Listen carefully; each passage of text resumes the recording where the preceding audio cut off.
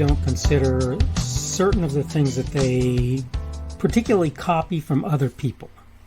They think it's okay to take something, some meme or some particular little almost soundbite-ish piece of thing, particularly on social media, and put it out there with the idea that what they're saying is actually sensible. And part of the time they do that from a perspective of shaming others. That's why I want today to talk about a subject of It Takes a Virologist on the Daily Summation from Kurt's Religion and Politics. I'm your host. I'm Kurt. Today is Friday the 30th of July of 2021.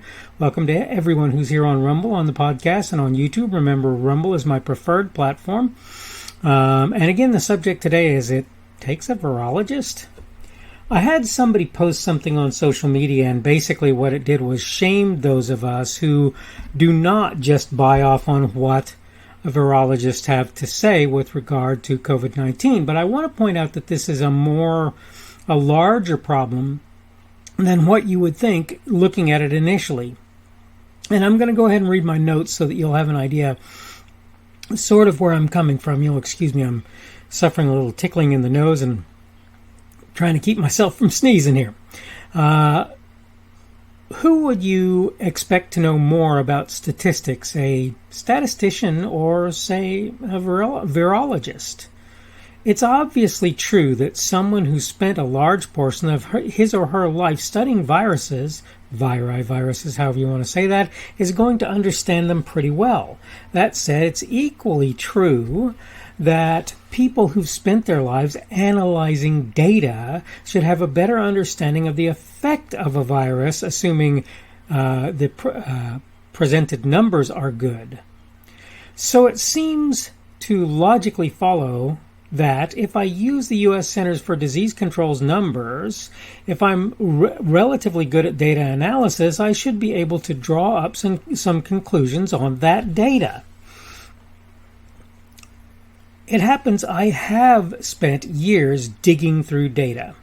In fact, every job I've had for basically the last 17 years has required me to be able to analyze data, often in pretty heavy ways. I'd say that qualifies me to look at the CDC's data surrounding the COVID-19 virus. The funny thing, I'd honestly say that most folks without huge histories in data should be able to look at the overall numbers and come to some pretty simple conclusions. I'm going to present some of the CDC's own data and let you be the judge. All right, there's my notes. And so now we're going to kind of talk about this. And I am going to let you have a peek at the data that the CDC has in place with regard to mortality. There are a couple of warnings that I want to give. Number one, obviously, this is talking about mortality. It is not talking about things like the number of people who have been seriously impacted by COVID-19 but have managed to live through it. It's not. It's strictly mortality data, and it doesn't describe who had what vaccinations or anything else. It doesn't do any of that. So it's pretty simple data that we're going to look at. And I've forgotten the dates on these screens, and I'm not going to put them up on my computer. You'll see. But you'll see that the first thing that I'm putting up, here it is something where the data pretty clearly indicates that the numbers to this point are going down. Now, I want to offer another caveat here. The most recent data presented is incomplete.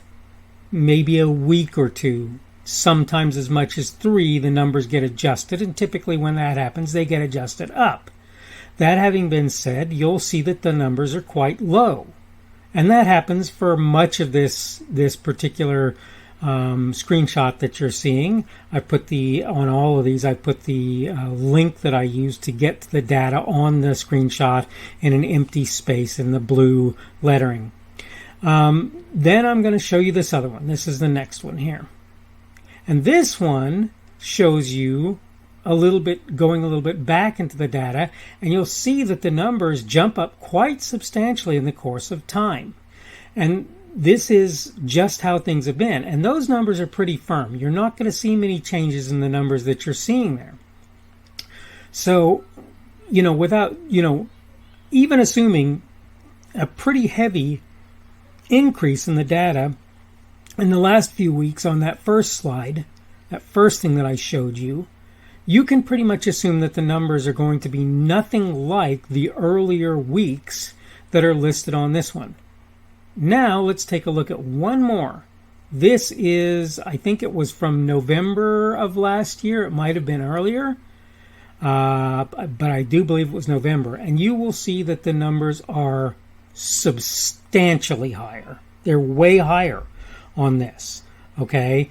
And to the point where it's times 10 or more of what you're seeing in the present time frame.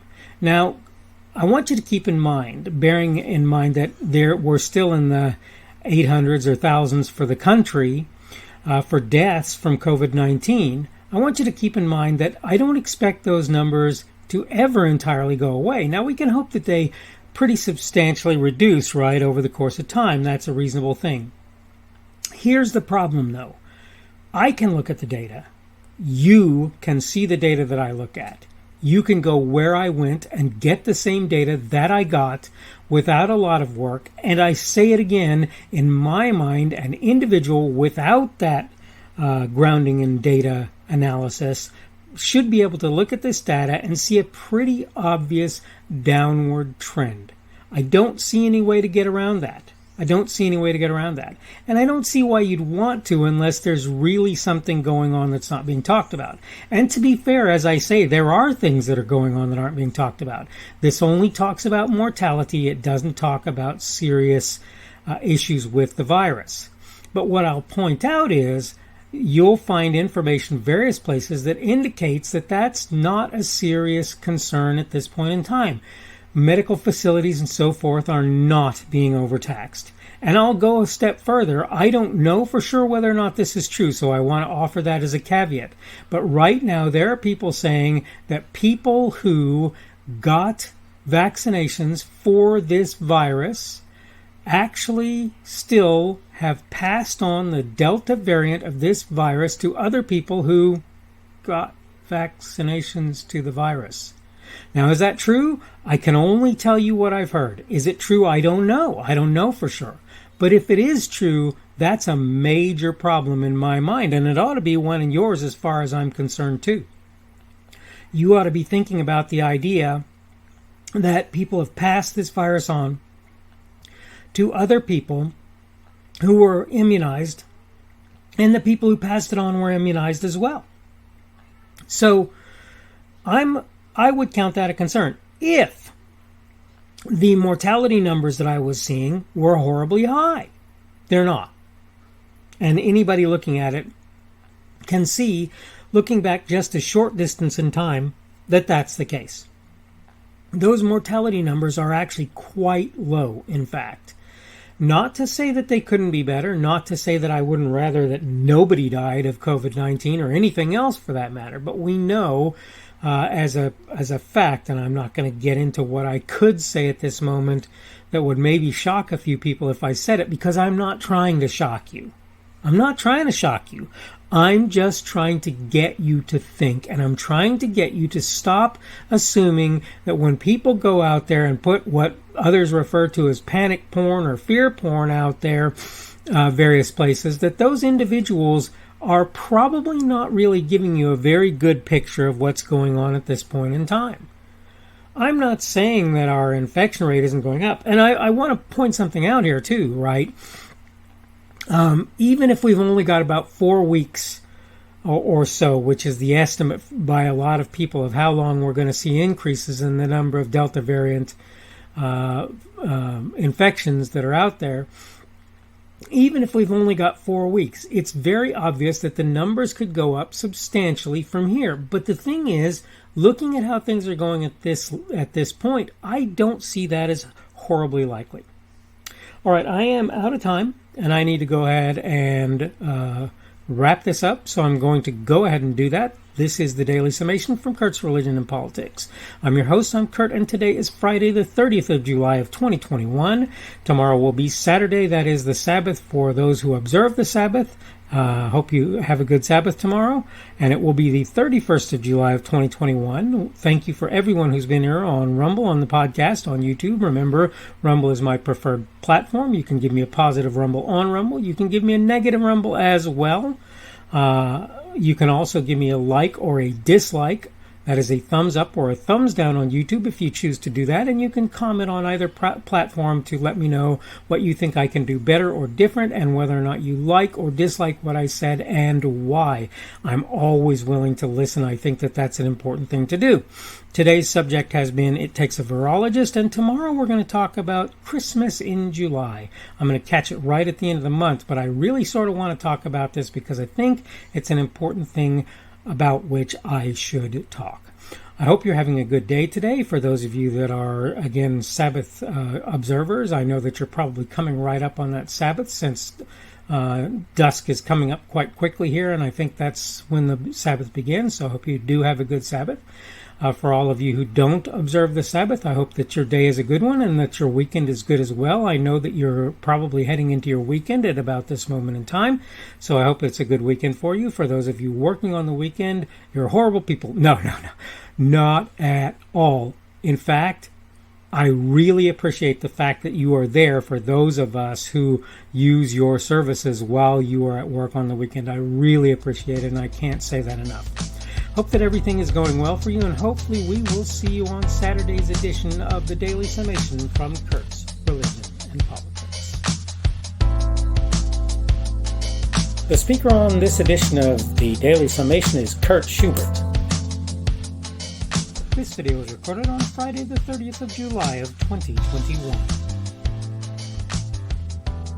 The Daily Summation is created for Kurt's Religion and Politics.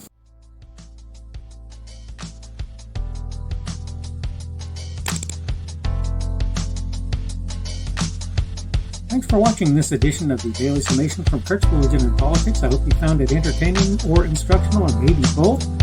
If you want to see more from me, you can go to blogs.kpschubert.com. That's blogs.kpschubert.com. I am on Twitter, Parler, and Minds.com. My handle on each of those is @kpschubert. That's @kpschubert. I have a Rumble and a YouTube channel. They are the Kurt's Religion and Politics channels on Rumble and YouTube. I have a Facebook page. The Facebook page is Kurt's Religion and Politics as well. I am on Patreon. If you want to support me, that's one of the better places you can do that. And you will find me at Kurt's Religion and Politics on Patreon.